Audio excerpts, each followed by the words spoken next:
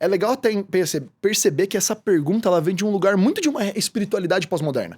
Então ela vem de uma espiritualidade performática. Então eu medito porque eu quero ser mais produtivo. Então é uma fé meio material, sabe? É uma fé que ela vem para um bem-estar. E aí galera, tudo bem? Eu sou o Vinícius Perobelli e eu faço parte da equipe do Yes. E para quem não sabe, o Yes é uma ferramenta que existe para ajudar os cristãos a compartilharem sua fé e também inspirar e engajar cristãos a fazerem isso com qualquer pessoa.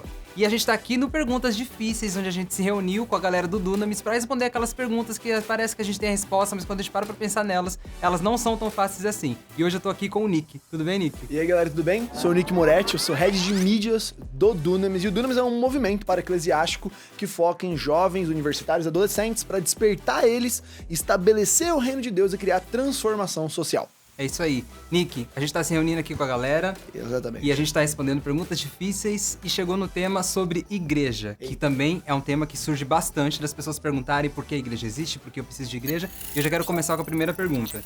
Se Deus não habita em templos feitos por mão de homens e eu sou a igreja, por que congregar numa igreja local? Você é sim templo do Espírito Santo, mas você não é igreja porque você não é o corpo de Cristo. O primeiro ponto para se entender é que quando ele tá falando de que Deus não habita mais num templo feito por mãos humanas, é que Deus não tá mais preso num único lugar, como era dentro da velha aliança, dentro do templo. Então você tinha que ir até um lugar que era consagrado dentro de uma ritualística para encontrar o Senhor dentro do Santo dos Santos. E o próprio Jesus fala que ele ia destruir esse templo e construir um novo templo, e nós partilhamos desse lugar, onde assim como o próprio Jesus foi templo, nós também somos templos, que é 1 Coríntios capítulo 6. Eu tenho que entender que isso primeiro é vontade de Deus, então Deus quer que nós congreguemos uns com os outros e que o Senhor faz com que tanto os nossos dons quanto as nossas habilidades e até mesmo o jeito que o reino funciona é que ele é coletivo. O cristianismo, ele é uma religião coletiva, ele não é uma religião individual. Então quando eu olho para Mateus 12, 13, 14, que é todo o desdobramento dos dons, todos os dons têm usufruto não individual, mas usufruto coletivo. Então eles são feitos para que a igreja seja edificada com o indivíduo edificado edifique mais ainda a igreja. É legal até perceber que essa pergunta ela vem de um lugar muito de uma espiritualidade pós-moderna. Então ela vem de uma espiritualidade performática. Então eu medito porque eu quero ser mais produtivo. Então é uma fé meio material, sabe? É uma fé que ela vem para um bem-estar. Não do físico, mas ela vem para um bem-estar da alma, do corpo. Então é uma modernidade que não encaixa com o cristianismo que é coletivo. E quando eu olho para esse lugar que é bonito do evangelho, eu vou para 2 Coríntios 1, do versículo 5 em diante, que Paulo fala do sofrimento de Cristo, e ele também fala das consolações. E ele estende falando que as consolações não são apenas para nós, mas para que nós consolemos os outros. Logo, eu tenho uma definição. Ser cristão é partilhar de uma fé coletiva, é uma espiritualidade coletiva. Logo, para você ser cristão, sim, você precisa congregar numa igreja, porque essa é a vontade de Deus. Sim. E eu acredito que ela faz sentido numa época onde a gente vê a igreja, a instituição, sendo tão diferenciada uma das outras, causando escândalo, e as pessoas que estão chegando na fé agora ficam assim naquela dúvida. Preciso fazer parte disso? Não, mas uma das coisas que o Nick falou foi a fé do cristianismo está centrada no Cristo. E quando a gente vê Cristo falando, em João falando quem são os discípulos de Jesus, são aqueles que obedecem os seus mandamentos. Então, o que é amar a Deus? Amar a Deus é obedecer os seus mandamentos. E qual é o mandamento principal que Jesus nos deixou? Que a gente ame uns aos outros como Ele nos amou e uns aos outros como nós mesmos. E outra parte que a gente vê, inclusive, nos evangelhos é a referência da nossa coletividade, quando Jesus fala que nisso reconhecereis que vocês são meus discípulos quando vocês tiverem amor uns pelos outros. Então, o amor e o relacionamento é a base não só do cristianismo, mas também a base de qualquer relacionamento humano. E algo ponto você não vai se aperfeiçoar em Jesus sozinho, porque não é vontade de Deus. Então ele não quer que você cresça, ele não quer que você seja sozinho, ele quer que a gente encontre essa completude uns nos outros. Por isso que ele distribui até os dons, os talentos e dá graças diferentes para as pessoas, para que elas atuem em lugares diferentes e para que eu seja dependente dos meus irmãos também, para que a gente seja um coletivo, um corpo de vários membros. E a gente vai para uma outra pergunta que sai um pouquinho dessa coisa da igreja e vai para outra questão que também é um pouquinho polêmica, que acho que causa uma dúvida na galera sobre a ciência. A pergunta é: a ciência é ou não perigosa para a religião? Não, ela não é. Eu vou citar aqui o meu apologista favorito, que é o Norman Geisler. Inclusive, todo o material dele é muito legal para esse tipo de questão. E ele fala um pouco disso no livro, que é Não Tenho Fé Suficiente para Ser Ateu. É muito fácil de ler. E ele elabora, né, como é que a ciência se relaciona com a religião. E se a gente for olhar para Romanos, fica claro que tudo aponta para os atributos invisíveis de Deus, que é o seu poder, a sua divindade. Então, quanto mais eu estudo e eu percebo sobre a natureza, sobre a criação, mais eu tenho uma revelação de que existe um Deus. Então, quanto mais a ciência se desenvolve, eu também chego no lugar de perceber a perfeição e a amplitude e a necessidade de um Deus criador.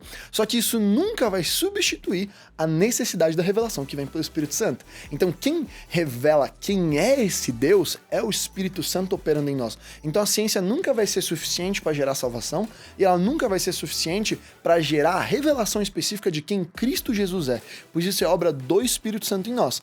Então, a ciência, ela não tem como atrapalhar, ela não é perigosa, até porque ela não pode ser um substituto. Então, ela se torna perigosa quando as pessoas tentam substituir algo que não é insubstituível, que é o Espírito Santo, que nos dá o dom de fé e gera isso em nós. Total. Resumindo, a ciência, ela dá um spoiler. Isso aí. De quem Melhor é Deus. termo. Só que ele se revela na verdade total, a temporada completa, através do Espírito Santo e na palavra. Então, não tem pra onde fugir, isso aí. Com certeza.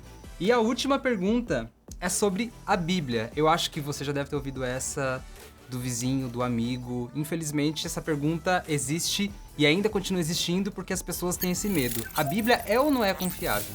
Quando eu olho para o material histórico, eu tenho que confrontar o fato de que a Bíblia é um instrumento, como documento, que tem mais bibliografia de todos. O segundo lugar é a Odisseia de Homero, que faz parte, né, dos poemas gregos, mas que não chega, acho que, nem em 20% do tanto de bibliografia que tem a Bíblia. Então, a Bíblia, ela tem um registro que é milenar, que é o copismo judaico. Então, todo saduceu, ele tinha o hábito de copiar a Bíblia. Só que ele não copiava a Bíblia como se ela fosse um pedaço de papel. Ele copiava a Bíblia num temor, porque aquela era a palavra de Deus. E a própria palavra fala que aquele que alterar uma só letra, esse será considerado maldito. Então ele não estava brincando ali no trabalho dele, ele estava fazendo ali como um ofício extremamente importante. Então, eu tenho um copismo que é milenar, onde dezenas de pessoas faziam em diversos lugares, e eu começo a criar um tanto de registro que ele mesmo corrobora para sua validade. Inclusive, né, nos últimos 100 anos, o principal registro que foi encontrado, que é os manuscritos do Mar Morto, eles continuam apontando a validade do texto. E é legal olhar que o texto ele é transcultural. O que isso quer dizer? Várias culturas fizeram copismo da Bíblia, e uma das principais é todo o retrato árabe. Então, os muçulmanos têm registros de textos bíblicos e documentos bíblicos preservados, inclusive textos que são depois de Jesus, que validam o cânon e a validade do texto. Existem vários outros argumentos que você pode questionar na Bíblia, na história, etc., mas a validade do texto, da origem, da qualidade histórica, é um argumento muito fraco, é meio infantil até. E tem o terceiro ponto, que é a Bíblia, ela se valida, vamos dizer assim, nós somos testemunhos dela.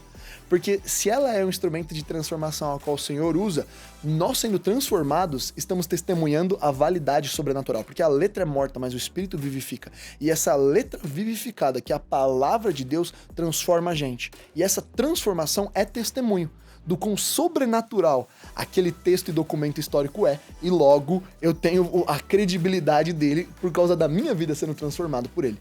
Então, o meu incentivo para vocês que ainda tem essa dúvida na cabeça, estude a palavra de Deus, estude sobre a palavra de Deus, leia a palavra de Deus, queira saber mais, porque eu tenho certeza que quanto mais você conhece a Bíblia, quanto mais você lê a Bíblia, quanto mais você estuda sobre a história do cristianismo, sobre a história de como esse livro chegou até nós nos dias de hoje, mais você vai constatar que de fato ela é real, de fato ela é verdadeira e que as palavras lá fazem sentido, não apenas para quem escreveu, mas vai fazer sentido para toda a humanidade até quando isso acabar. E se você quiser ver a continuação desse vídeo, a gente colocou várias outras respostas com o Kriegner lá no canal do Dunamis. Então vai lá assistir. Te vejo por lá. Falou. Tchau, tchau!